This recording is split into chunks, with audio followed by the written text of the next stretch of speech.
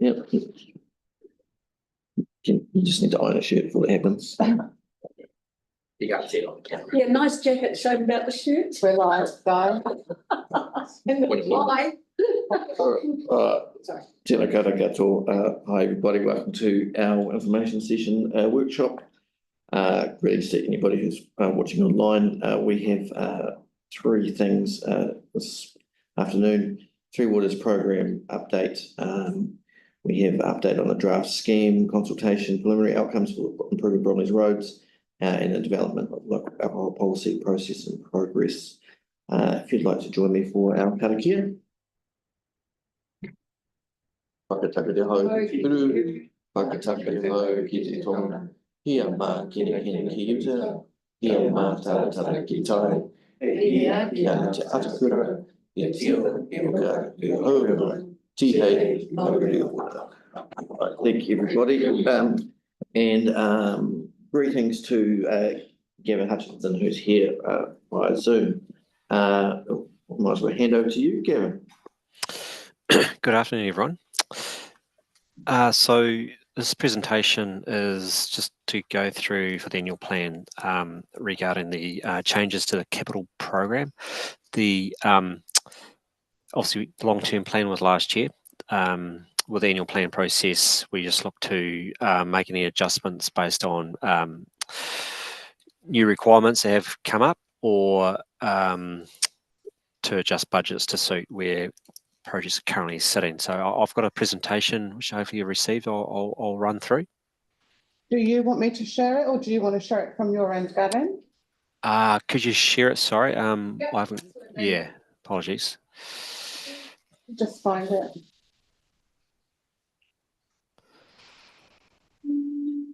Next one down, Sydney. Yeah, one down. There you go. Okay, so we'll just go through. It's about 3 slides down. Next one, please. We'll get straight into it. Oh. Next one. So this is. I'll take you through the slides. This was a presentation that was given to council about 3 weeks ago to indicate the changes that we're proposing in the annual plan for capital program. This slide here shows the proposed budget additions. These are new budgets that we are proposing that we add to the capital program from next year. So the first one is wastewater new mains. This has been added due to intensification that's happening around the city and potential impacts from PC14, where we are undertaking renewals of wastewater mains, and we identify that main is under capacity for that given catchment. We take the opportunity to upsize that to a larger size pipe. So this funding here would be funded through development contributions. So it just gives us a flexibility when we are doing renewals. We can look at the current capacity of the, say if it's a 150 millimetre pipe, we can make the call to upsize that while we're there doing the renewal. The next line is Opawa Road catchment I&I, so that's inflow infiltration, that's stormwater getting into the network. There's a project there to reduce the amount of stormwater entering the network and therefore provide free up capacity for new connections. Next line item, CWTP additional polymer plant. So with the temporary system that's running at the Truman plant, we produce more sludge, so we need better facilities to manage that sludge. So what the polymer dewaters the sludge, so therefore it's less cost for us to process when we put it through our dryers. Currently we have 2 plants. This funding is to replace one of the plants and to a higher capacity. And that would also be used for the new activated sludge plant when it's installed. Wainui wastewater treatment plant on Banks Peninsula. This is dealing with a historical issue. The treatment plant sits on land that we do not own. So this funding is to either purchase the land, or if that is not successful, we'd have to relocate the plant.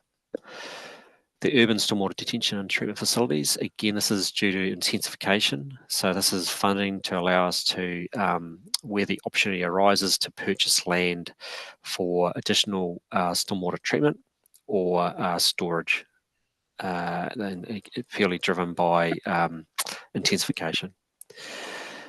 Lyttelton Harbour wastewater pumping controls. This is, as you know, there's a large project that came online about a year ago.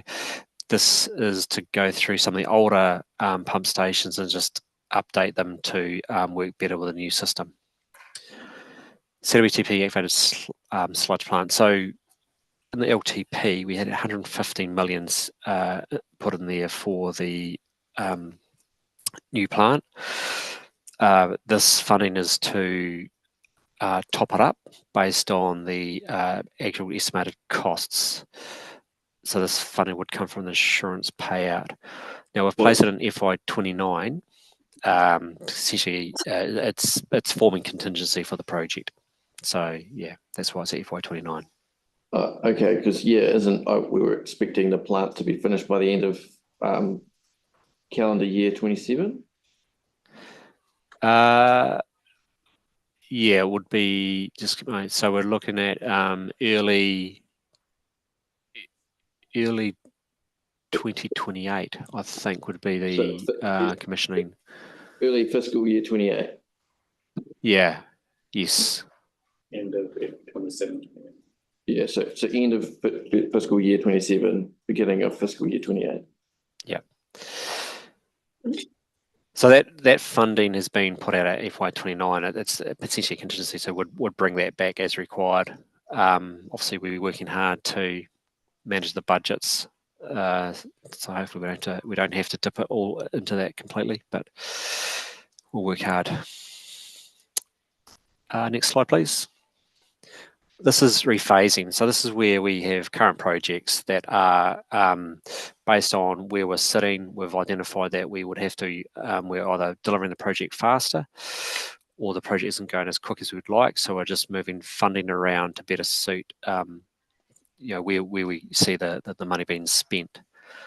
So I'll just run through some of the key ones there that you may be interested in. Is the CWTP biosolids dewatering belt press upgrade.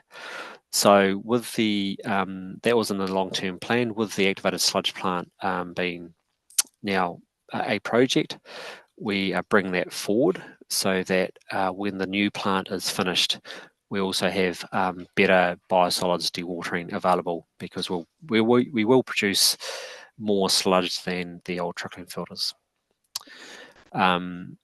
The biogas storage upgrade, so we went out to tender to upgrade the biogas facility at the treatment plant. The tenders came in, they were substantially higher than our available budget. So what we're doing now is we are looking to rescope that, looking at opportunities where we have the main activated sludge plant capital project in place, whether we can be a bit more efficient in delivering that project.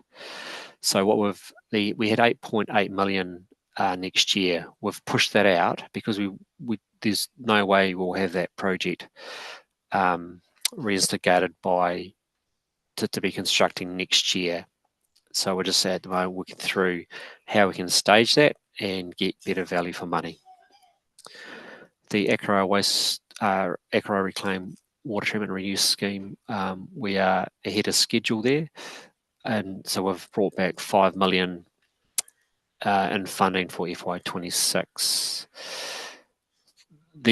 Down at the bottom, you see the activated sludge plant. We've pushed out 16 million. The reason for that, when we set the cash flow in the LTP, we were guessing when the insurance payout would be agreed and we could move forward. So essentially what we're saying is we've got too much budget next year. We just won't be able to spend it even with our current program. So we've pushed out 16 million to better align. Next slide, please. So this is stormwater projects. There's been some challenges delivering stormwater projects for the last few years due to consenting. That has been resolved now. You'll see there's some projects funding's been brought forward, such as editing Brook Riccarton drain filtration devices. That's ahead of program, so we're pushing forward on that. And then there's some on the OARC, a number of programs are being drawn down into projects. That's the main changes there. Next slide, please. There is 2 carryover actions from the long-term plan that we are addressing through the annual plan process. This is the Littleton Harbour erosion sediment control. So we reduce the funding in the long-term plan due to essentially trying to keep our capital within a funding envelope we were given. The request was to reinstate that funding. So through this annual plan, we've proposing that we reinstate the funding to be 1.2 million per annum. So the additional funding you see there on the lines is we have funding in that program at the moment, but this funding that we've added will take it up to every year would have 1.2 million per annum for planting projects, etc., for the Port Hills revegetation and sediment control program. Next slide, please. There is an action to come back in the annual plan to look at increasing the water mains and sub-mains renewal program. Currently, we have a lot of renewals have been pushed out towards the end of the LTP period. Again, that was around managing the funding. So what we've proposed here is that in you can see there in FY 26-27, we've proposed to increase those budgets and then come back for the next LTP and consult on further increases going forward. Next slide, please. So this is the capital program currently for the long-term plan. And then if we go to the next slide, we'll show with all the new projects, the rephasing, the net effect is on the bottom there. So see the net effect for next year is 1.8 million, but there's a larger impact in FY 26, 28, 29. This is largely driven by particularly around, we've pushed out some funding from the activated sludge that will be kicking in then, and also water main renewals and some of the rephasing for some of the larger projects, particularly in the wastewater space. If you go to the next slide, please. And this is the proposed funding going forward. So next year we're at 279 million, going up to 360, 358 in FY 27-28, and then dropping down. So the reason there's a peak in FY 27-28 is we've got the activated sludge plant at CWTP. We've also got Akorau wastewater project at the same time, and there's also 2 other large wastewater projects: the Selwyn Street pump station, which is 40 million, and the Grassmere storage, which is I think 30 million, and also Devotional's wastewater treatment plant, wastewater project, which is going to abandon the treatment plant at Devotional's and pump their wastewater to Akorau. So all these projects have to be completed by FY 30, and that's driven by consenting. Well, that for activated sludge, obviously we're looking to have that FY 28 or 27-28. They all have to be completed in quite a short time frame. Hence the reason why there's a peak, quite a peak in the funding required in FY 27-28 and also 29. So that's the rundown on the changes we're proposing in the annual plan for the capital program. If there's any questions, happy to take them. Any questions, members? I'll just wait because councillors have already been briefed on this. So just Joe. Okay, just in relation to the stormwater Waitai Street, is that the south side or the north side? South. So that's where we've just built a new stop bank. Okay. Yeah. And the north side is just proceeding as normal? Yes, yeah. So that on the south side, the stop bank's being constructed. There's also a wetland, two wetlands to be constructed. On the north would just be a stop bank.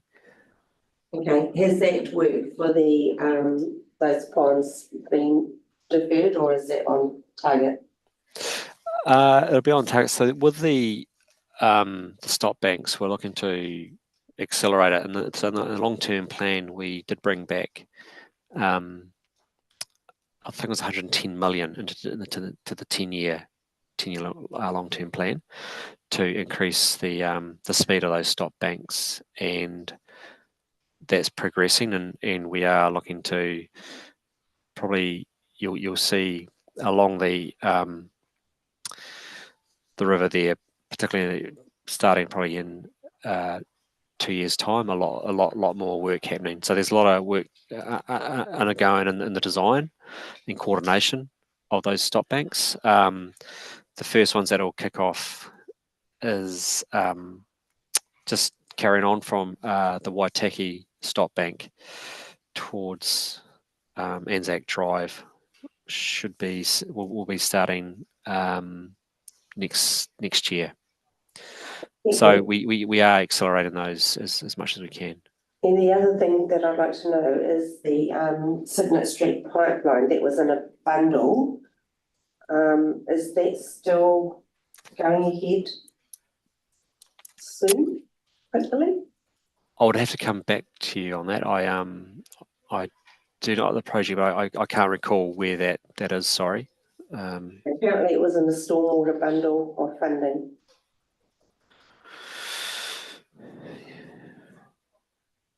Yeah, I'd have to check. I know there is a in the next few weeks. There's in the long-term plan there was 20 million per year, which kicks in next year for dealing with surface flooding around the city.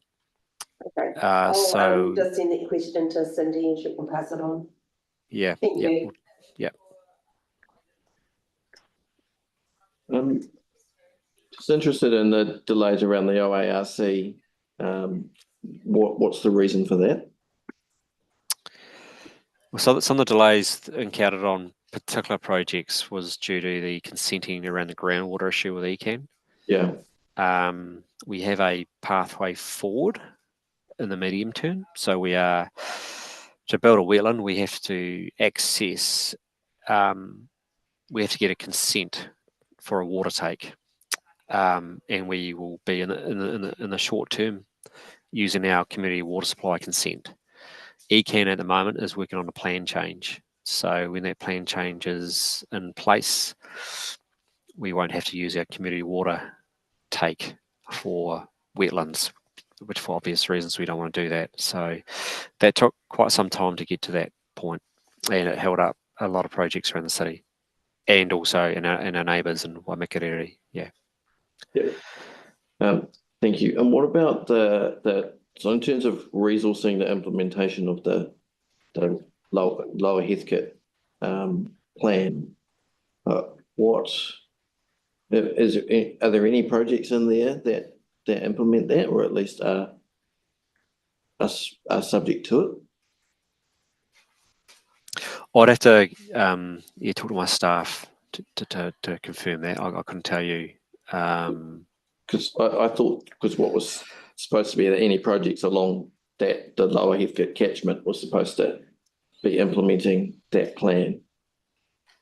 That'd be correct. Yeah, I'd have to come back to you what, in terms of capital program, what impacts that's having and what we are doing in that space. Right. Thanks, Kevin. Do you have any other questions? Yanni? Yeah, thank you. Yeah, I'd certainly also welcome just understanding where that Lower Heathcote Apollo guidance plan sits. It would be good just to understand how we're prioritising work within that. I appreciate it may not be all our water budget, but yeah, there was a sort of resolution when we adopted it to look at the works that were happening. So that'd be really cool. The one that comes to mind where I don't know if we've had the full understanding, but where we've done the Richardson Street, Bells Creek the big overflow physical intervention, we've never really had any report back on its effectiveness. And when I saw that you're spending a lot on similar sorts of things, I'm just wondering if that's the best way to go or not, and how we kind of make that call. So that's the Bells Creek, which is in terms of the effectiveness of the devices we put on there for the treatment. Yeah. Okay. So it'd be good just to understand a little bit more if that's kind of the approach that we're going to take, rather than acquiring additional land and creating new wetlands. Or Yeah. I don't know what you call them, sedimentation ponds, maybe. Yes. Yeah. Okay. I'll follow that up. There. Yeah. I think it might also be good to understand how the integrated water catchment plans are being sort of put through this filter as well. So it's kind of one of the things that I thought there was some contention with EK around us not doing enough. But there's drivers within those catchment plans, it might be quite good just to be fully aware of what the choices are. Okay. And then I had one very specific question, which was around the high groundwater in Woolston, and if there's any particular work happening on that. There have been some streets in the past that have raised concerns, and I'm just not quite sure if there's a work program to look at that. I think we're supposed to have a site visit to St John Street to look at one of those concerns. But yeah, again, just not understanding if there's a way which we're prioritising the projects to address some of those issues. Thank you. Okay. We'll come back to you on that. Yeah. Yeah, I mean, I know, like on St John Street, Gavin, there's on one side of the street, all the, I forget what the correct term for them is, Yanni might remember this, the wells are all private, and on the other side, they're public. And so that with the same water table, the outcome is quite different, but it has wider area impacts too. People not necessarily knowing or being aware, or landlords not being aware that that they have this well on their property. But it does need some kind of bigger picture examination, I think. Okay. Was it the vacuum sewers are the big round ones with the ground tanks and the power? Sorry, what was that? Sorry? Is it the vacuum sewers that were the ones that were put in that had the they have the big tanks that go in the ground and they have electricity running to them? Yeah, they have. Yeah, they do. Yep. Yes. Yeah. So, I mean, really keen to understand how they're working. There were assurances given to residents at the time that they would be maintained and they would be more resilient. But when we've had that high groundwater, there seems like there's been numerous problems with them slumping and there's been flooding coming around them. But okay. Do we have any other questions for Gavin? All right. Well, I thought can I just give you just quickly. Something should be sent out tonight or tomorrow, but on Friday we signed the contract for the demolition of those trickling filters. That'll be started on the 21st of November. Oh, very exciting. There was a challenge laid down by a certain person, and yeah, we've managed to. And so the walls will be down by Christmas, but there'll be a lot of tidy up after Christmas still. So, sorry, just because you mentioned that, we were looking at setting up a liaison group. Do you know when that report's coming back? Because obviously things like demolition of existing structures would be something that, again, people were concerned about the construction impacts and the demolition impacts on the local neighbourhood. So was that a liaison report or the group, like we did with the wastewater treatment when we finished, the ocean outfall, and it was established. It was part of the independent review's recommendations that we consider setting up a liaison group for the future development. Yeah, I suspect that's not in Gavin's area of responsibility, but I can talk to comms. Yeah, probably not comms. It's probably more like Mary. So Chris can follow that up. He said that he'd follow it up. And there's a specific solution as well. You need support. All right, cool. Well, thanks, Gavin. That's great news. about about the demolition of the wastewater plant, and yeah, appreciate your time. Okay, thanks everyone. Now, so, we go to the Bromley Road.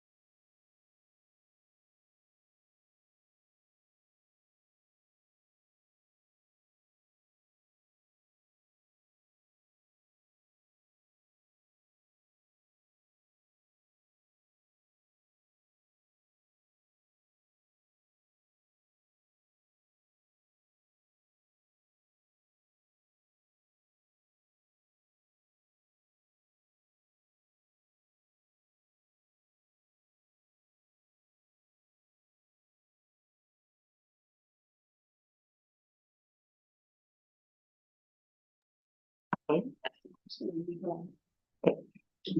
to go to it. Welcome back, everyone. Okay, I'm Wood, Senior Project Transport Manager in Transport, and joining me is Hannah to go through improving Bromley roads. Oh,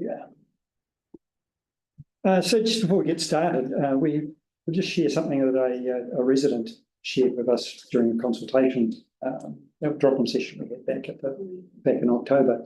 He shared with us that he was decades ago, thought he was buying a house on a quiet cul-de-sac on Bromley Road, and that's now a road with 5,000 vehicles a day and 16% of heavy vehicles, which is one of the reasons why we're focused on it. Stands out. But I thought that was interesting. So just going back to the three objectives that this project had: engage with the community, listen and hear what they have to say, which we have done. And then form up a Bromley Transport Action Plan at where we should be focusing and what we should be doing and how we figure out how we're going to do that, the order we're going to do it. And then there was quick wins in there, which has been a constant in there. So where are we on all that? Engaging with the community, that's been ongoing since before the Bromley Transport Action Plan started, before SURF started. SURF took a chunk of the scope out of that. Then while that was going on, we investigated the issues in the neighbourhood and developed a transport action plan. About that same time, SURF turned off and we had to reincorporate that back in and take some of the learnings and priorities from that. And then the quick wins. Today we're talking about the first one of those that will actually get on the ground in there. And that is what we've been out to consultation on, more engagement on, and we'll take over that. So that's focusing on the high usage, high vehicles per day route along Keely's in Bromley, which is a shortcut through a residential street into the industrial area. And then one of the second things that the community told us they wanted is they wanted to slow vehicles down and make it safer around the school. And so we're focusing on the route outside the school and the routes to the school.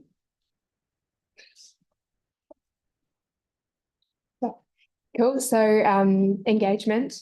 So this closed a week ago. So it's all preliminary because we'll be coming back to you for a decision next month. So we ran consultation from the 9th of October to the 3rd of November. We had a quarter on my webpage as usual. There was 528 visits to that page, which was very good from my point of view for a project like this. We hosted a drop-in session at Bromley Community Centre on the 21st of October. There was around 8 people there. We had meetings with ECAN and Bromley School, sent emails out to 160 stakeholders. So they were people who engaged with SURF,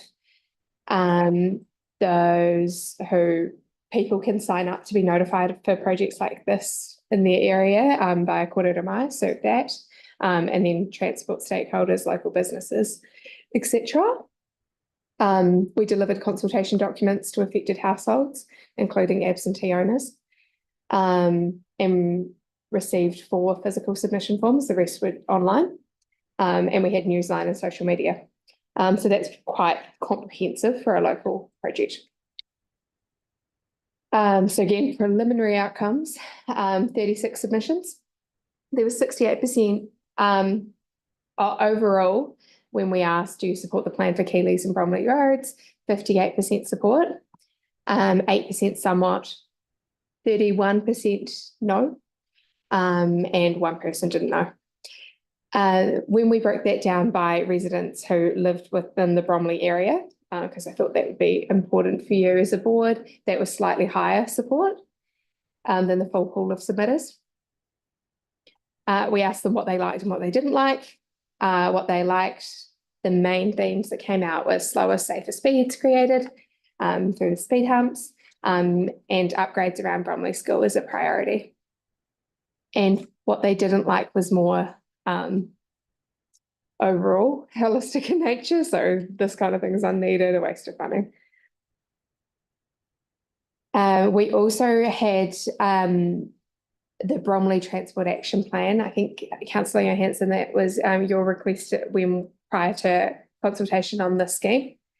So we included the Transport Action Plan and asked if we had our priorities right, if anyone had any thoughts on it. When I broke that down, most of the feedback was one-off, so it was quite hard to create themes out of it. But what I could do was that 4 people said we should be focusing on maintenance, fixing potholes rather than putting anything necessarily new in. 4 people said for less speed humps than what the draft proposes, and 3 people specifically requested upgrades for Maces Road. From my stage. Any questions on the There any questions on the engagement before we move on? Was there well, in terms of the demographics of people providing feedback, I guess, you know, particularly interested in knowing that there was quite a lot, hoping there's quite a lot of from people from the school, of parents of kids, you know, I don't know what the demographics actually are. I just seem to remember that there's quite a high percentage of parent, you know, families with young kids living in that area. So. Yeah, so we don't ask demographics in terms of age, ethnicity, anything like that on local projects, typically only on those citywide ones. So it was more location, where are you based? Yeah. Which is where we had, And so they were mostly living in Bromley? 68% lived in Bromley, and then you had the wider eastern suburbs. Yeah, just in terms, I mean, Masons Road, as you'll be aware, has been, it's a long-standing issue.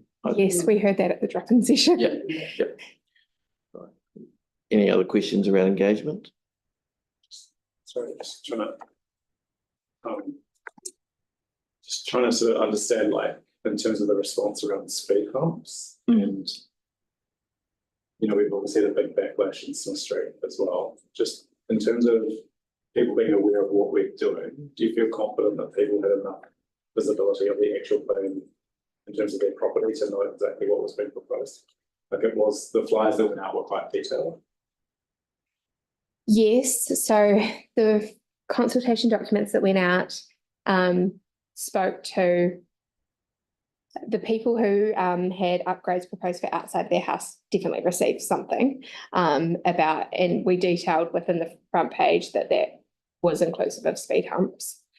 Did you have a diagram? Did you like a scheme? Yes, we had a big one. It was quite hard to try and provide all of the information on a detailed map on that scale, something that was digestible in the post box. So I was really explicit about if you require any more detail, everything's online, as well as it has my contact details on all of the documents. Just, I guess I'm just nervous because we've had this with Worcester Street and Smith Street, where people are not connecting what's being proposed to what we're Construction. Yeah. So, well, I think that's always a risk. Obviously, it's our intention to make sure that people have as much information and are as knowledgeable as possible about what's going on prior to you all having to make a decision. So that's always the intent when creating both tactics and messaging, and yeah, we do try. Yeah, that's never going to be 100% though. It's hard to get breakthrough. one thing that we had asked, which I thought was going to be done, was we were going to assess all the different works that we had within the Bromley area and then go to people and say, here's what we're doing. Like, but we've had, even through this process, as we've been going through the consultation, we're beginning to start with notices for other roading improvements. And I know Celeste's just had one in not Baton Street, is it? With, you know, like some maintenance work being done, but sometimes people actually want to look and think, what else could go there while we're doing the maintenance? And we don't really get that opportunity. So I'm just wondering if there has been a kind of stock take of the existing works that are programmed, and then if there's been any feedback on those areas to where we might do something different to improve safety. Through the chair, maybe I could speak to that. Can you fill me in on where Mount Batten Street is? I just don't know which part of them. I mean, that was just an example, but it's where you've got a camber basically that's really unsatisfactory for local residents, and we're going in to do some, I think, maintenance renewal. It's inside the Bromley neighbourhood. No, it's okay. I think the one in Bromley was Rhodes Road.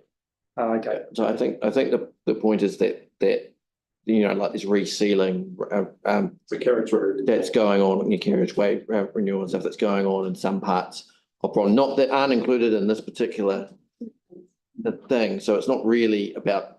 So I think we need to actually park that because we're talking about engagement. Yeah. About this specific project, Yanni. So stuff said, I thought they said they went out with some wider kind of stuff around the Bromley Roads project. But can you clarify that? Through the chair, I do have that and could cover it. Okay, go for it. In then. And then, sorry, just the one other question I wanted to ask about. But sorry, though, Peter was in the process of responding to you. So I can say that we have looked at what is in the recent reseal, rehabs, pavement rehab and street renewals program. And we've incorporated that and considered it in our phasing of works. So for instance, Maces Road came up, three submitters who did on that, and there is reseal due to go through Maces Road in FY26, if I'm remembering correctly.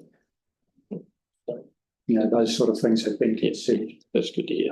This year, I think in November, there is, if it's going according to plan on Forward Works Viewer, there is some reseal on the side streets of Karora, for instance, but they're not going to overlap with our works. So it wasn't really an opportunity with the Bromley Transport. I mean, at the moment, like just to show that it's quite a big part of Rods Road that's getting done, and that's an area where we have had complaints from residents around the speed and the driver behaviour.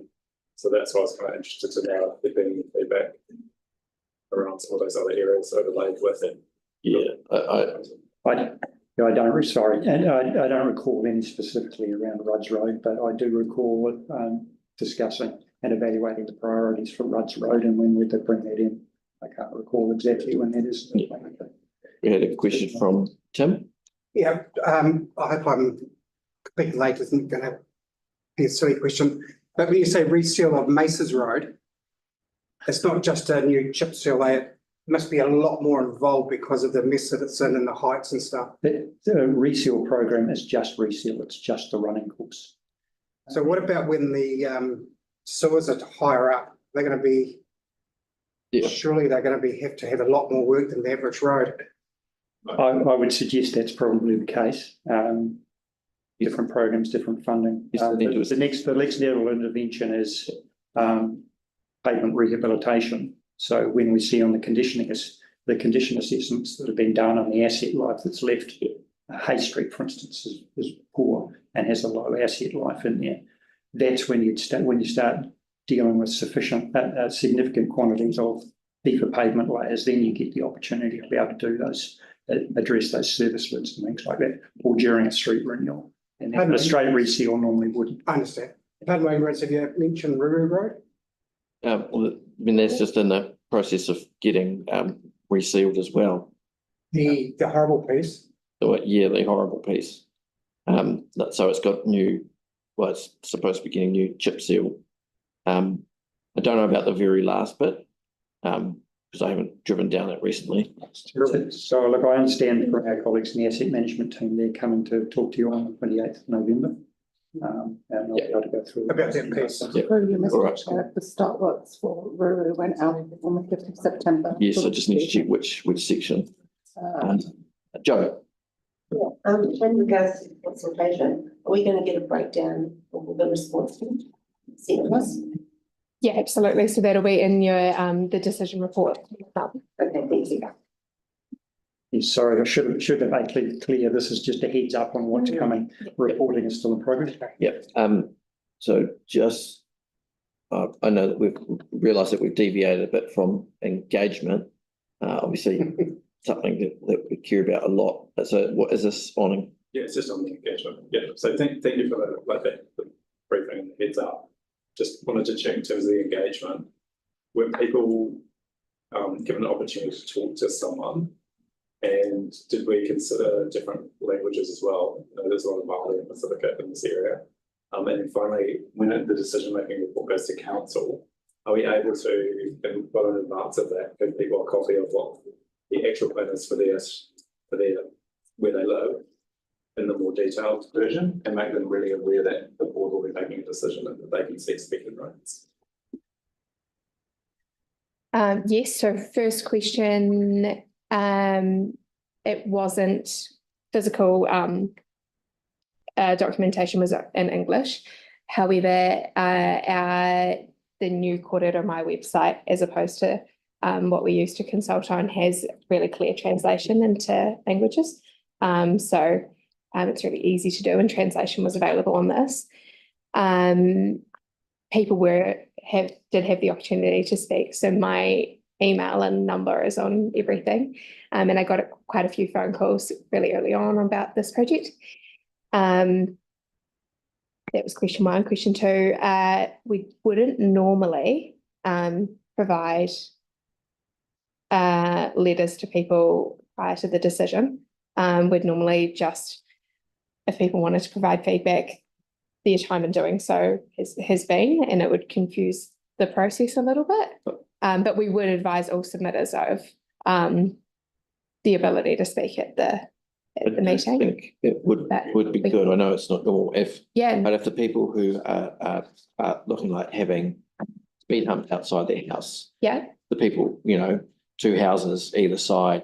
2 houses either side, do that. Could get a written notice. I think that would be really helpful. So just that this, so I think are we mentioning that the staff recommendation, that's the next slide, Yes.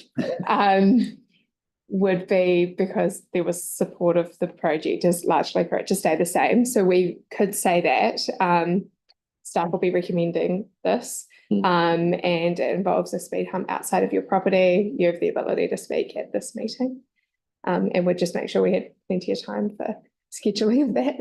Just make the copy of the actual, like, I don't know if you had emails about Smith Street, but the first the reasons knew it was happening in terms of the detail of the plan was the staff work notice, which didn't actually have any detail of the plan. So they still to this day have never seen a plan of the work that has been done. If they didn't, like, about 3 links into a web page and managed to get it. So, but through the letterbox, they've never had a plan of the work that's been proposed or agreed to be done. Just to be aware, just on this, we've already got 3 requests for speaking rights at the decision meeting. And in terms of like Smith Street, like I share some of Jana's concerns because the information that was put in the letterbox didn't actually have it had words but didn't have any kind of diagram. But I will say, like, I know that you need to put, for people to get stuff in that letterbox, you need to put it in 7 times. Like, it's a really good way of getting everyone, and so you're always going to miss people and appreciate that. And like the feedback has been mixed on Smith Street. So, like, for instance, some people who were shocked that it was happening, once they realised what was going in, were happy with what was going in. It was just more of the surprise. Some people just don't like change. It's complex. Sorry. So these ones did get they have received a street map that shows where the interventions are. So that has gone into their letterbox already. But yes, we can do that later if that's what the board are after. I think that would be great. And like, we are after, more engagement, particularly in this community. Same. This worked for us. Perfect. And if we could get a copy of the letter that was circular, sorry, we had it. I just couldn't find it on the holding web page. So the letter went through the letterbox would be really good for us. And a new one. So, Jackie, you had your hand? No. Okay, good. So if I can carry on, I'll just respond if you'd like to. a couple of the points. One of them was about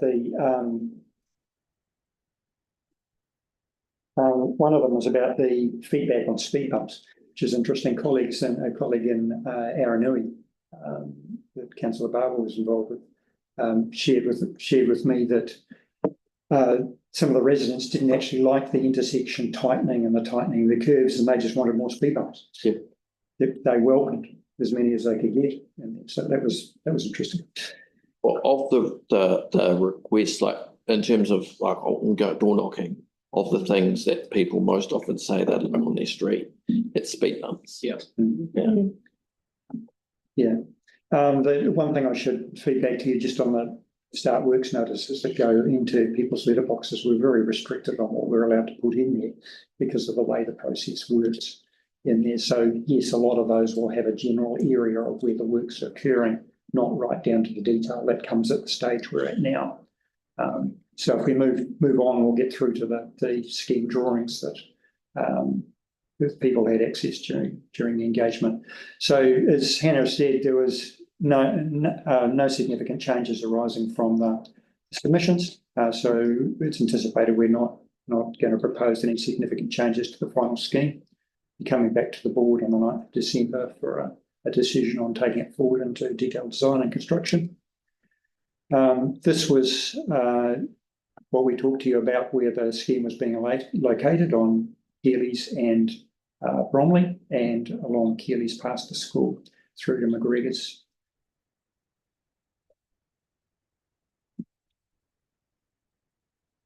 So the first area we're focusing in was responding to slowing vehicles down around the school and making it safer for the children and parents to cross roads and get to the school.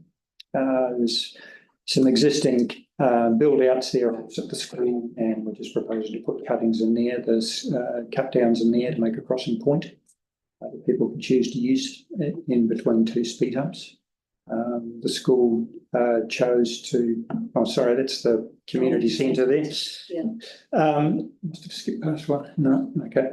So the community centre, tackling the highest, where the highest number, the vehicle numbers are the highest, speeding vehicles that were there. It was interesting, we only spent half an hour before and after the meeting outside there, but the number of speeding cars that there were just coming around there and just flooring it through there, I can understand the residents' concerns. My judo club used to use the old scout hall here, the jiu-jitsu hall, and yeah, it's real bad. I do wonder whether shifting that, because there's a path that goes into the jiu-jitsu hall, shifting that the one on the left that's to opposite that path, whether you might get better use of that path if it's right opposite the Speed hump.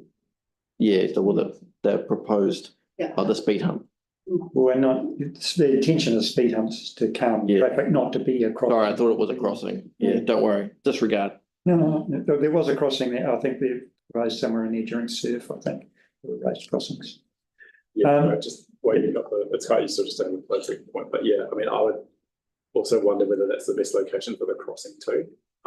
They're not It's crossing. a crossing point. Oh, you mean that middle crossing? Yeah, so it's just cut downs in the curb and a pedestrian refuge. Yeah, is that because the cuts go into the car park? Seems to me there'd be more people coming from the more residential area trying to get across than just there. But the other thing that strikes me are those new yellow lines that you're going to be putting in. Yes. So, I mean, it's great. The community centre is really successful, but there is a bit of a lack of car parking.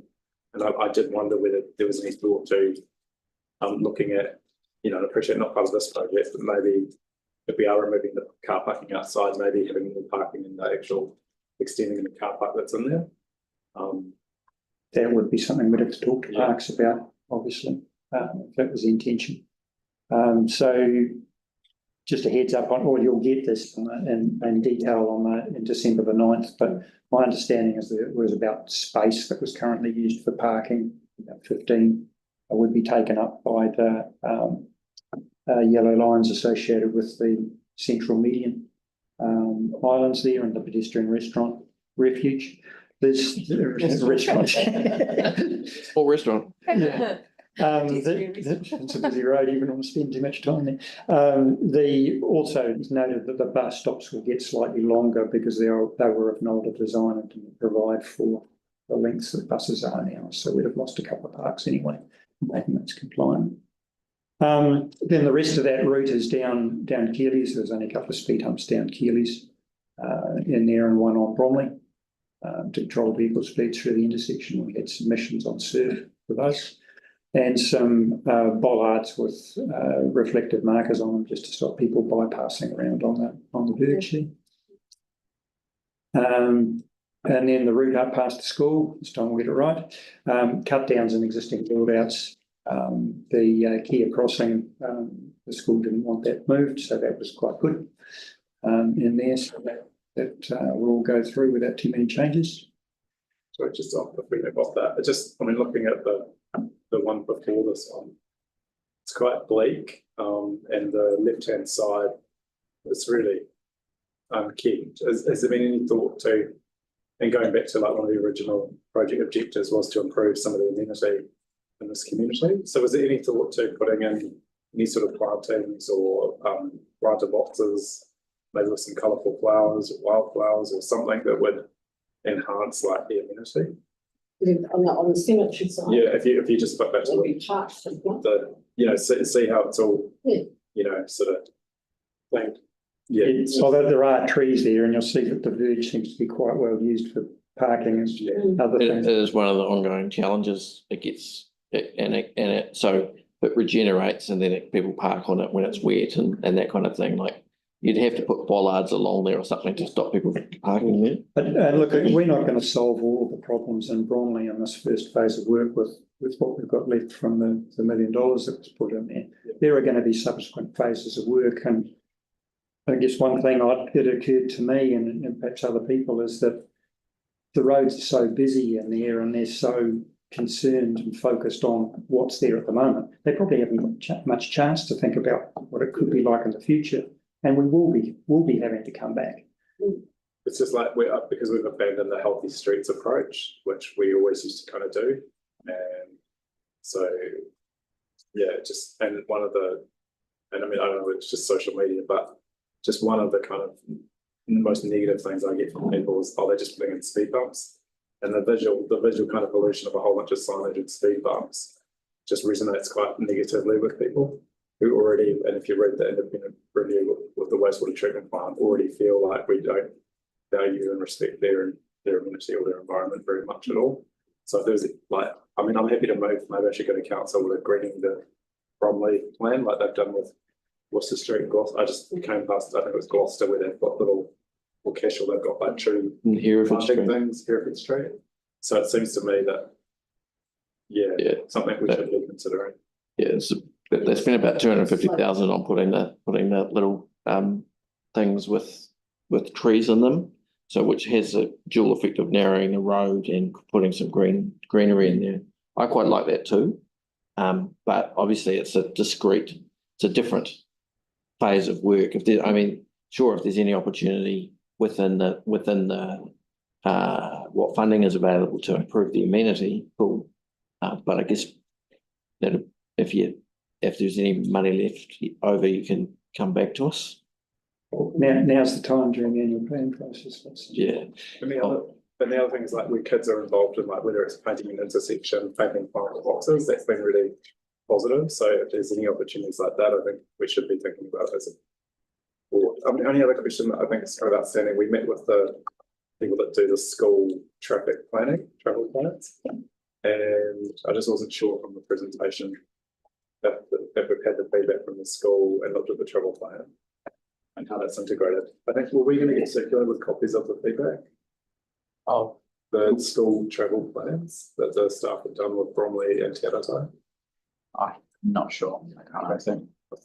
The school travel planner and I met with Bromley School during this consultation just to talk them through. We stood out on the street and discussed what was being proposed and as part of this process. So that was involved in this and making sure that the school's voice was where it needed to be, but also recognising that schools are busy, very busy places. So they seem to be happy with anything that made it a bit safer for their students. Did you get any figure around cyclist safety for this intersection? Cyclist? Like, because I just look at this, and if you were cycling through here, I mean, it's pretty, it's pretty unsafe. No, all I know from that one meeting that I was at with the school with the travel planner was that a lot of the students get dropped off. There's a lot of car usage. Slowing down car speeds, like as someone who used to cycle through this way, I go another way now, partly because that Kelly's Road is people drive so fast around that corner. Slowing down cars will be the thing that improves cycle safety through there. But I just wondered if we put a shared path on the Kelly's, on the cemetery side, we've got lots of land. That could be really nice. You want to get some money in the annual plan for that, yeah? Well, there's the whole idea behind this project, man, was look at those opportunities. I guess we're dealing with a limited pool of funding, and we're getting some. We have a presentation on some particular changes. Do you keep going with your presentation? Thank you. I'll just walk through them quickly. So then there's the rest of Keely's, the route to school being treated. In there wasn't any feedback that I can recall on that specifically. Then when Hay Street fell out of was it being incorporated in the renewals, and we took that out of phase one, we proposed phase two, the light blue circles there. to extend the network of calmed street on routes to the school, focusing on Karora and another speed hump on McGregor's there. So we'd anticipate coming back to you in the 9th of December with an update on that. And before then, maybe if we're going out to consultation, I note that I've booked a decision meeting in February the 10th, when we're first back. And the intent of that one is, if we go through the consultation process and get approvals to go, things like that, then we will be able to use that opportunity to get your approval to complete detailed design on that and then construct it at the same time as phase one, assuming there's sufficient budget. How does that all fit in with SURF? And why are we working where we're working? So in the red there, you'll see that Bromley, high-speed vehicles, a large number of heavies there. Transport planner pointed out 16%, his eyes are a bit open about that. And then, so that was one key message from the community we're responding to. And then in the green outside the schools, safer routes to schools, calming the traffic, crossing points in there. And then in the light blue, where we're extending the network to the school that we've treated or proposing to in phase two. Phase two, I don't know whether you've seen this before or not, but that's where it is. That's where it is, mainly on Karora and one extra speed hump to reinforce the existing one that's not very effective on Northern McGregor's. Where are we on the transport action plan? Yes, it's green. They've all been done, so that's all right. There's been a lot of progress on that. I accept there's been a bit of round and round, but the next stage we're working on currently is a summary document that is public facing, public can understand and looks at where we're going. Don't do it in that colour. No. It's just stressing, isn't it? Yeah, I know. It's very bright on the screen. It's difficult to see what's from here. And that'll have the FY25 current budgets in it, the FY26 budgets that were proposed in the annual plan that's been discussed in October, November in council, and then some priorities for future LTPs. But timing, so it won't be ready for this year's proposed annual plan. Yeah, it'll be coming out in November is my Oh, yeah, so what it says here, proposed annual plan priorities 26, 27. No, that's what's in the plan. Sorry.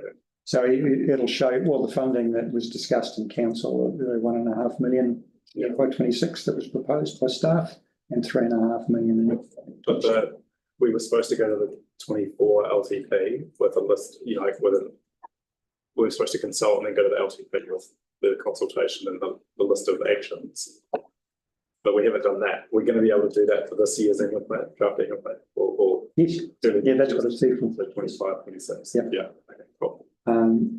We're meeting with communications team next week, and there's a push to get that through in November. I would quote a date, but I can't recall what it was. It's changed a couple of times. Quick wins. We're there. There's a bunch of stuff we've got on there. We've got phase one. We're talking about two. We've got phase two ready to go. We've completed a consultation on phase one. We're at the 11th. December the 9th, we'll be back with a decision to move on with detailed design and construction with phase one.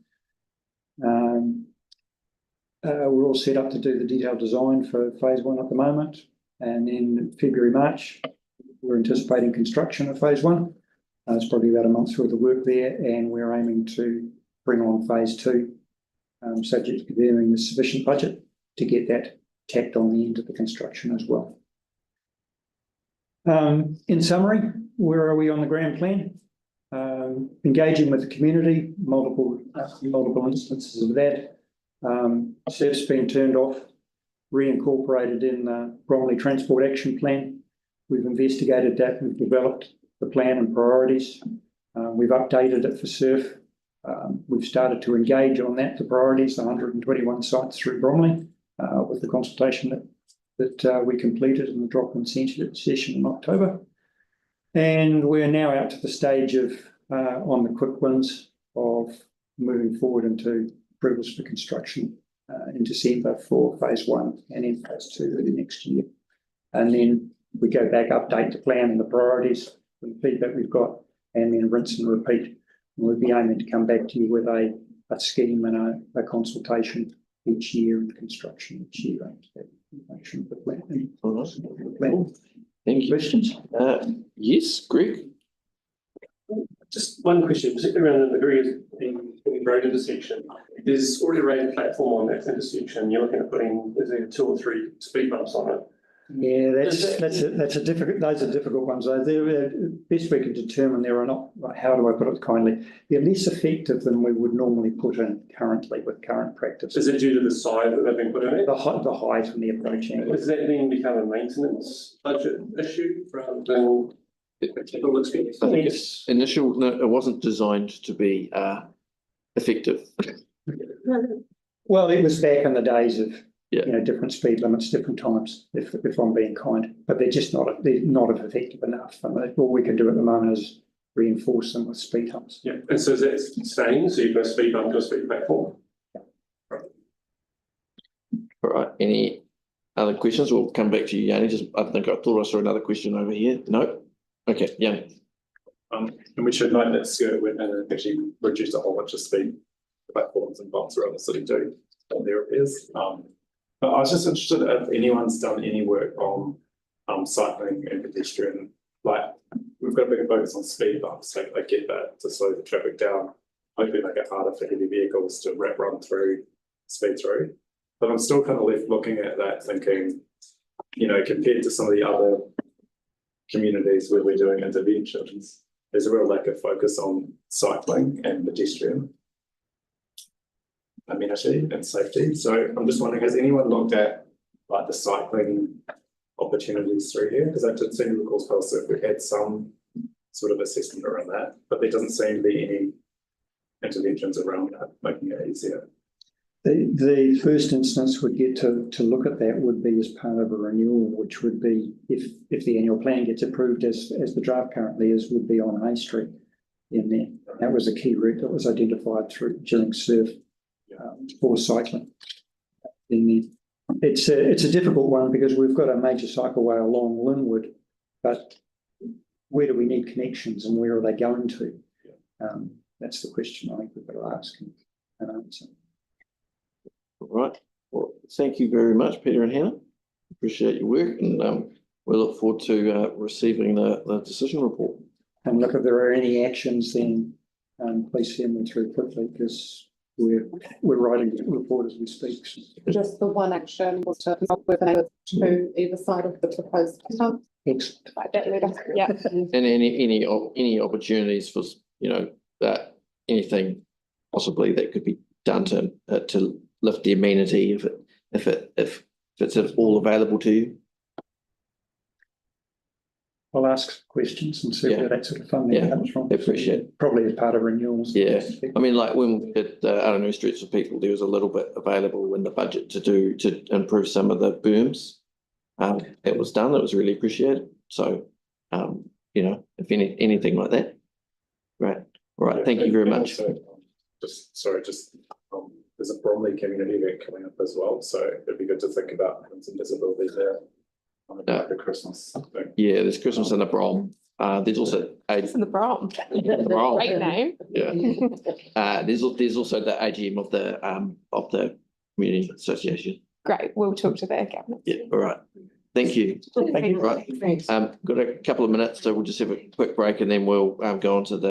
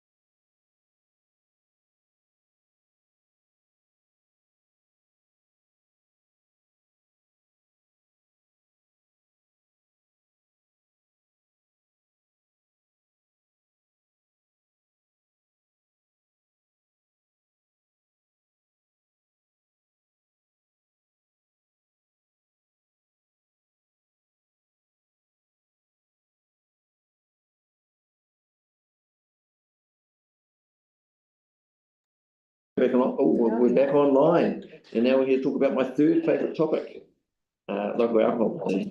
My second favourite topic is redistribution as well.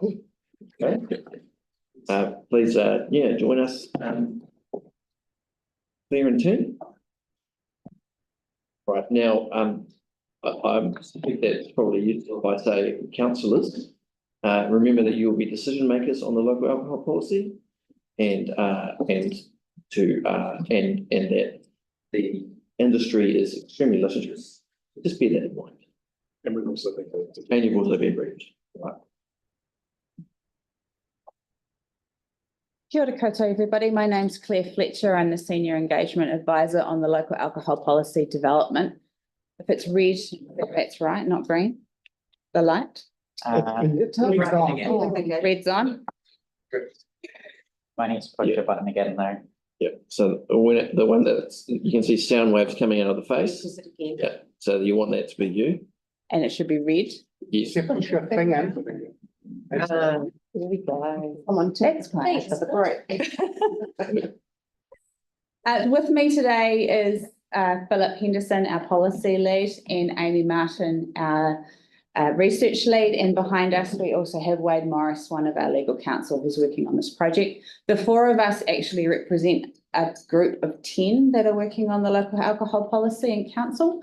And the purpose of us coming to see you today for this information session is to provide you with an update on the development of a policy, the process of which we're undertaking and where we're at in it, some decisions that we've asked council to make on the 20th of November, but probably most importantly is an understanding or providing you an overview of what the Life in Christchurch survey results told us about community perceptions within your board area around the access to alcohol and alcohol harm. So without further ado, I'm going to hand over to Philip, who's going to walk through local alcohol policies. Good afternoon. Do I click on this to make that change? Is that how it works? It is. Excellent. Okay, so the purpose of this part of the presentation is to briefly explain what a local alcohol policy is, what they can do and what they can't do, and also what councils must do if they want to have one. So a council may choose to have a local alcohol policy to provide direction to the licensing committee in its district on how alcohol should be sold and supplied. As I mentioned, councillors don't have to have an alcohol policy, but where they do have one, it is required that their district licensing committee considers it when making decisions. The Sale and Supply of Alcohol Act is the legislation that under which local alcohol policies are made, and it sets out what can and can't be in one of those policies. That's what's set up on the board there, but broadly they may include policies on where licensed premises can be located. So that can be in reference to broad areas on a map, or it could well be that those are any limits would be made in relation to other licensed premises, for instance, or types of facility that are deemed to be sensitive sites. The local alcohol policy can also have policies on whether new licenses or types of licenses can be issued in any or all of the districts. It can restrict, or it can also extend the maximum trading hours for sale and supply of alcohol as set out in the Act. And with an LAP, the District Licensing Committee can be given policy direction on the type of conditions that it should consider imposing on licenses. Those can be, for instance, one-way door conditions that would restrict the ability of a patron who has entered a venue and then left to be able to return after a certain point. Or it may also be that the conditions are covering other aspects too, that they can be related to requirements for premises to do a certain thing, and there's not an exhaustive list that we have to select from. There's a degree of interpretation that can be applied to what should be included in those discretionary conditions. Just move on to the next slide.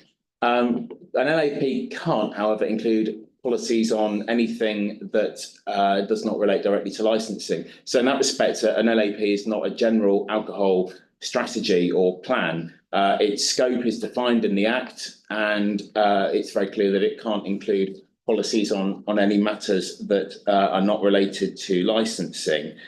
In practice, that means an LAP can't directly provide for matters for which other tools would be available, such as the district plan, for instance, would be a way in which you can control certain activities where an LAP is not being used to, well, an LAP just can't be used to control elements that are not directly related to licensing. That's the takeaway point there.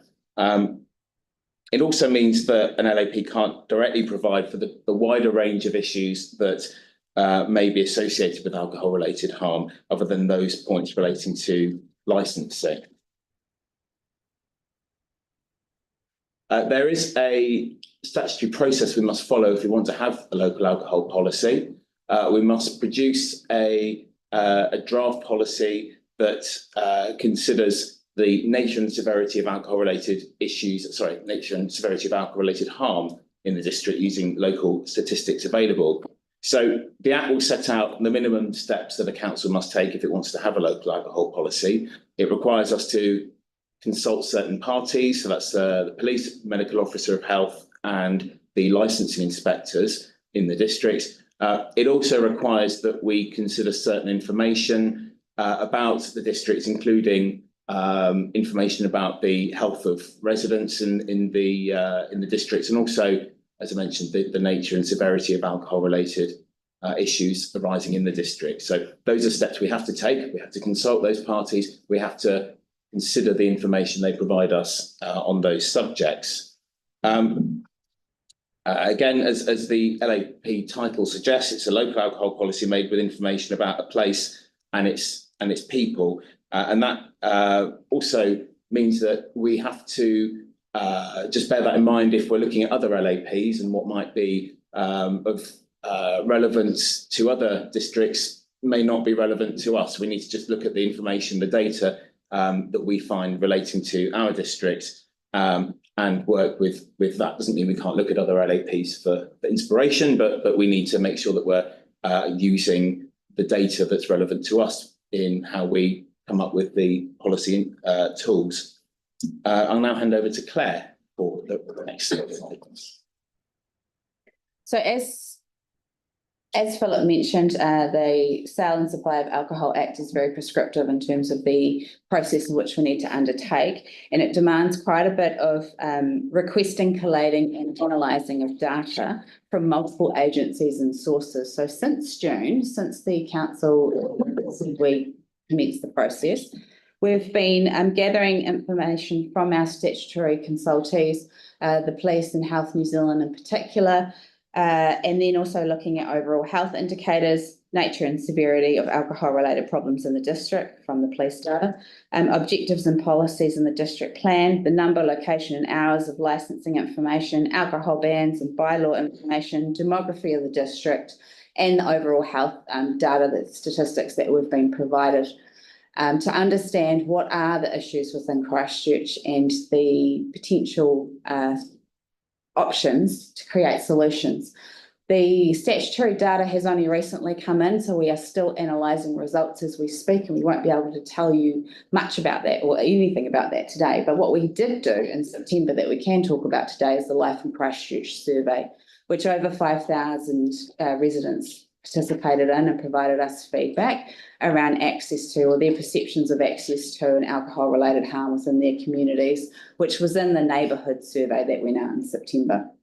We've also done an information session to council on the 4th of this month, which we are waiting for a decision to be made on the 20th of November, which I'll talk about in a moment. We've also begun early engagement with some of the statutory consultees and those that we know have a very high stake or concern around a local alcohol policy being put in place to understand their viewpoints right now prior to us knowing exactly what the data is telling us as a whole view. which we will also use to help inform council early next year. Those conversations do include representatives from licensed premises, such as bars and bottle stores, restaurants and supermarkets as well. We intend to do a three-phased approach to the engagement on development of a local alcohol policy, which you can see on the screen here. We've started phase 1. It's our intention to bring in the wider public from phase 2, which will be early next year, once we understand the issues and options, bearing in mind that we have actually collected data from our community through the Life in Christchurch survey to understand a baseline of perceptions right now. And we're using the statutory data as an overlay to understand, are they a perception or are they a reality in terms of what the data is telling us about those issues. The second phase will look to share the issues and the options. And as part of that phase, I'm very interested to understand if the board would be interested in hosting an event or a workshop with your community area to understand their thoughts and preferences around those issues that are put forward. So please do. I'm seeing some nods in the head. That's a good thing. Yeah. So when we get to the phase of coordination, I'll work with the Waitai team to have you. I do bear in mind, though, you may have elected members that choose not to participate in that because of their decision-making role if they go ahead with the staff recommendation on the 20th of November, which I'll talk about in a minute. Not only will we hold some sort of event or workshop within the board area, we'll also be opening up the Let's Talk consultation site to gather further views as well from the wider public, as well as having in-person meetings with those key stakeholders as well. I'll switch now to the two decisions we've asked the council to make on the 20th of November. The first one is on timeline. So the working body or the working group that's working on the project has determined a few timelines in which we could work towards achievement of a local alcohol policy, because we are aware there are elections next year. So what we have recommended to council, which they are deliberating on and making a decision on the 20th, is to tell us to crack on and get it completed by September next year. And there are two other options up there, which is either to pause on the 20th of November and wait till after elections, or to pause once we have the issues and options stage developed and understand what they actually are in February and continue after the elections. The team that's working on it, the staff working on it, think that we can achieve it by September. It will be tight, but it is achievable. And so that's the recommendation we put forward. We'll have an understanding of the answer. We'll know on the 20th. The second decision we've asked the councillors to make on the 20th is to tell us who our decision makers are. So we've asked them to determine very early who the hearings panel is, for the purpose of us being able to be very transparent with all those that participate, who's going to be making a decision. It is our recommendation that is a council of the whole, with those who have a conflict of interest removed, because of how significant and what's the word? Important and contentious the topic is. Yeah. So there's lots of different views. There's high emotion around it from various different parties. So we think it's important that it's a council of the whole that makes the decision. I think that's a really good recommendation. There are several other ways it could go. It could be developed as the hearings panel, but the council will make that decision on the 20th. So just a reminder of the community board's role in this process, as it's a whole of city process. We consider you the local knowledge. We ask you to be the local knowledge through the process. We ask you to promote the opportunities for community to participate throughout the process and to participate in those events if you're comfortable doing so. Also, as a board, you have the ability to submit feedback on the proposals. So we'll be asking you to do that when the time comes. And just another note there, reminder that councillors may choose not to participate so that they remain impartial throughout the process if they determine to be a whole of council hearings panel.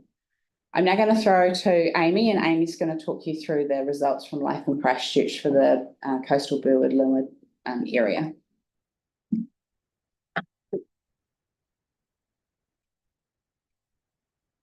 So before I dive into this, I will preface it with these drafts. We are literally still chunking through the 5,000 responses that we got. So we've pulled some high level stuff out. As Claire mentioned, we got a huge response, which is really great. But we are also going to get this peer reviewed externally before we release the research report. So we've engaged an external social researcher to peer review everything for us as we go. So we'll be taking self-selecting survey, isn't it? Yeah.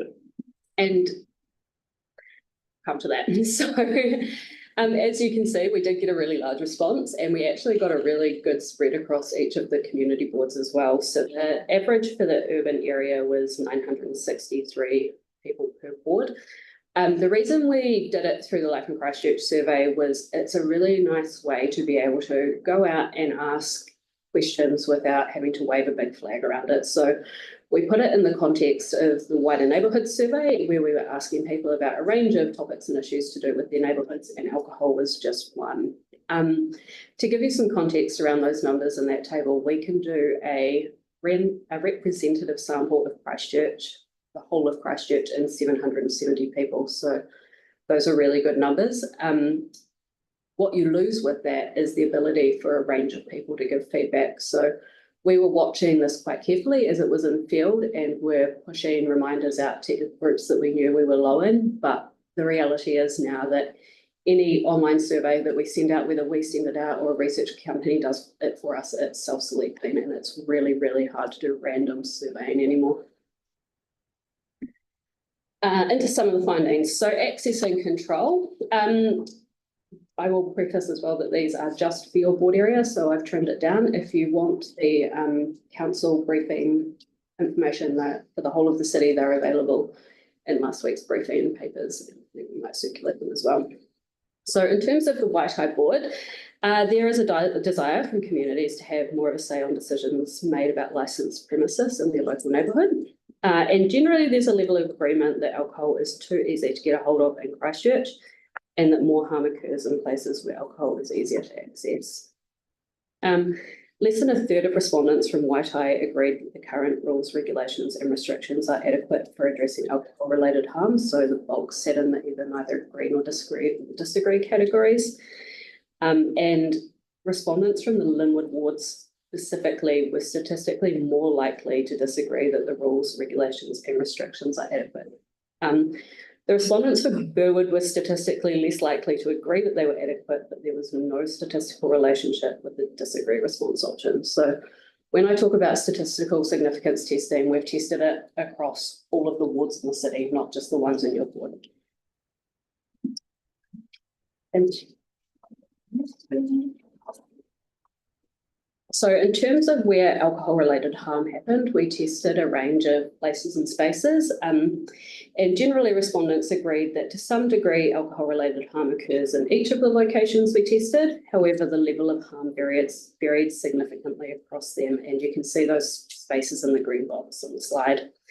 Respondents' view was that most alcohol-related harm occurs in private residences where consumption is largely uncontrolled, so you can go and buy a license to take home, while less occurs in controlled environments, particularly those such as restaurants and cafes and social and sports clubs.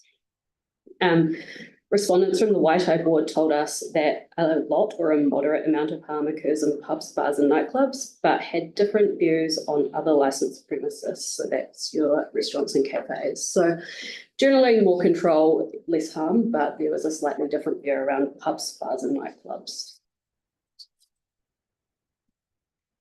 We also asked a question about the issues that drinking causes in local neighbourhoods. And these results are from that question.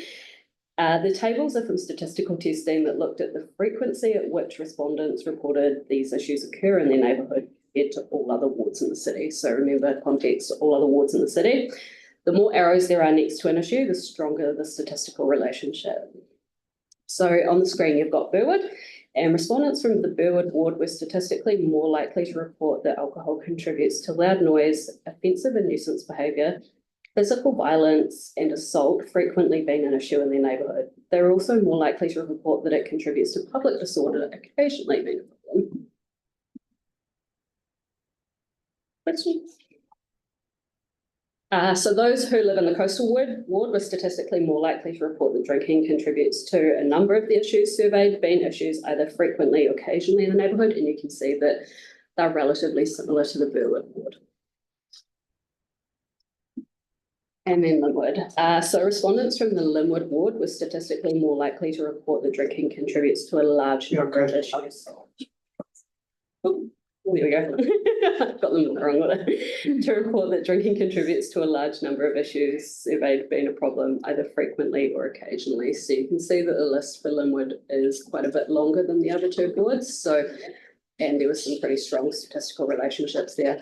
All three of them, on the flip side, you see that they're much less likely to report that a lot of those issues are really never an issue in their local neighbourhood as a result of drinking.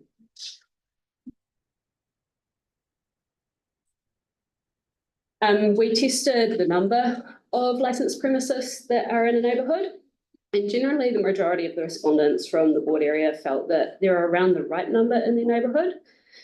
Places where alcohol can be purchased and taken away, so your off licenses, were an anomaly, with more than a third saying that there were too many. So it was essentially, it was more than, so a 4 in 10 relationship versus a 1 in 10 for the other types of premises when you're looking at your off licenses. Those who thought that there were around the right number of licensed premises in their local neighbourhood were split between disagree or neither agree or disagree when asked if they would like to see more licensed premises in their neighbourhood. So that question was only asked of those who said that there was around the right number. The anomaly again was places where alcohol could be purchased and consumed on premise with a meal, and we saw a lot in the comments that people see these as important community hubs and places for connection as well. The majority of respondents from the Waitai board thought that bottle stores, pubs, bars and nightclubs should have restrictions on how close they operate to community facilities. If they said that they should have restrictions, we tested which facilities they think we should be placing those around. And they told us that early childhood education centres and schools, so both primary and high schools, medical and rehabilitation facilities and hospitals and parks, playgrounds and sports facilities were the main focus for that. We also tested the hours of licensed premises. So this one, I would say that is probably the one that respondents were most divided about. Generally split between about right and too long, but the majority for this board tipped towards the too long side of things. Many of the comments indicated that there's a concern about the hours, and interestingly, a lot of them talk about the hours in the early end of the day. So that 7 AM opening time for off licenses is a good example. Which is unfortunately is not the end of the day where the most harm occurs. It's not, but yeah, it's come up, and I think we've picked it as well because it is a bit of an anomaly, and there is definitely concern about the proportion of the whole day that alcohol is available for, but there are a lot of comments about those earlier hours where off licenses in particular can sell alcohol. And that's a very quick run through. So our next steps, obviously the council meeting on the 20th of November to determine the timeline and the decision-making options. We'll continue to analyse the data and information from external agencies and key stakeholders reporting back to council in February. We'll bring together the evidence base of that to share the issues and options, and then we'll continue the community engagement based upon the timeline that the council make a decision on the 20th of November. We've got about 7 minutes left to take any questions around the process or take any feedback on your thoughts around what you've learnt today and the development of a local alcohol policy as well. Right, Alex and then Joe. Yeah, so I understand that as an organisation, CCC doesn't have the ability to sort of control enforcement of liquor bans. But I was wondering how we or councillors could assist the LAB process, or if we can use the LAB process to sort of help with that enforcement or sort of avenues to help police, or what else we can do to support areas where we've got liquor bans. You just said I understand that we can't do this, but how can we do this? Directly, I understand that we can't, us complaining to you won't make police go and enforce it. But is there any other avenues that we, through the LAP, could do that we can't do currently? I think the thing to bear in mind with an LAP is that its purpose is to support the achievement of the objects of the Sale and Supply of Alcohol Act, and that is to reduce alcohol-related harm and provide for the safe and responsible sale, supply, and consumption of alcohol. So, to the extent that an LAP would or has the potential rather to help support achievement of that objective, that's what an LAP could do, but that would be about creating an environment in which that act is the object of the act is achieved. I think with regards to the specifics of enforcement, I might need to hand over to my colleague. Yes, the council does have an enforcement arm, like the inspectors monitor premises along with medical officer of health and the police, but I think what you're really asking about is the police resourcing issue there. Yeah, I mean, just as a there, for instance, if you have a bottle store or a supermarket in an alcohol ban area, Getting rid of that. and a bottle store is continuously selling to people who are breaching the ban, then the inspectors might say you need to stop that, which does happen. So I guess that is. And is that through the LAP? No, that's just a licensing. How you could put it in place.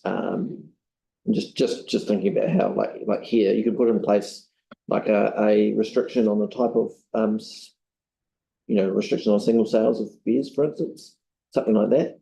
That if it's a particular type of products, you could conceivably, as long as you could evidence that it is a problem, you could put that. And tell me if I'm not being accurate here, just because I'm aware that I'm trying not to change hats.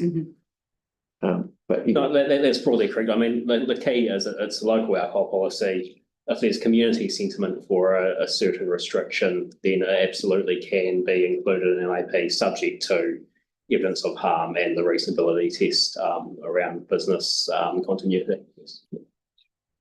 Joe. Yeah, thank you. In response to your survey, that's quite a good portion of people responding. Are you dividing the sections up into whereabouts, little ward, most of those concerns come from?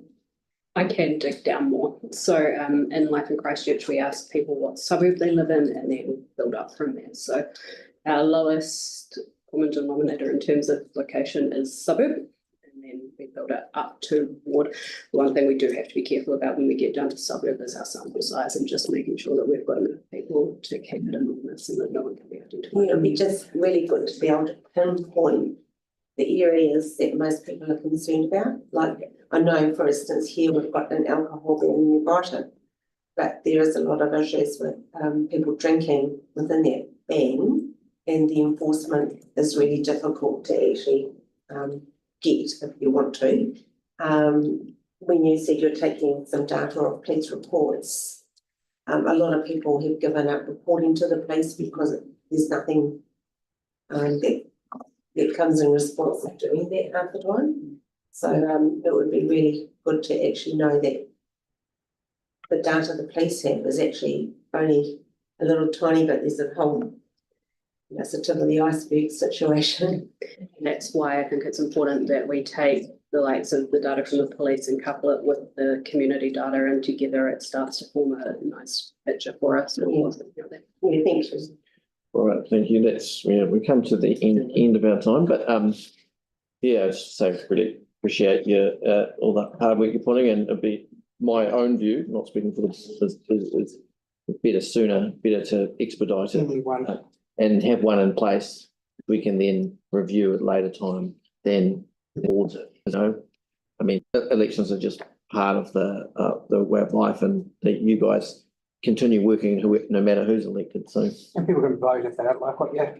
Well, that's right. But yeah, so it'd be certainly, I think it would be good to have one in place as soon as possible.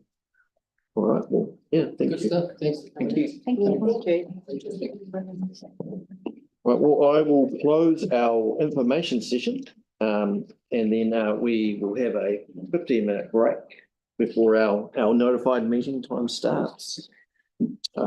Ia tau, te rangi mahi, te rangi, su I hei, o ahatua, I tapu nei, o te tai ao, I a whenei, ki runga I a tātou, ti hei,